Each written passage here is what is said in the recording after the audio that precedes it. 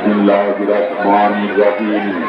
সম্মানিত টাকাখালী গরু হাটের ব্যাপারী ভাইদের অবগত করা যাচ্ছে যে আপনার গরু হাটের মধ্যে প্রবেশ করার আগে গেট স্লিপ নিবেন। গরু বিক্রয় হওয়ার সঙ্গে সঙ্গে হাসিল করাতে হবে। গেট স্লিপ ছাড়া কোনো হাসিল লেখা হবে না। গেট স্লিপ অবশ্যই সঙ্গে আনতে হবে। গেট স্লিপ ছাড়া ফেরত যেতে পারবেন না এবং গরু বিক্রি না হলে যে গেট দিয়ে প্রবেশ পুরস্কার দেবে এবং আপনার পরিচয় হাট কর্তৃপক্ষ গোপন রাখবে।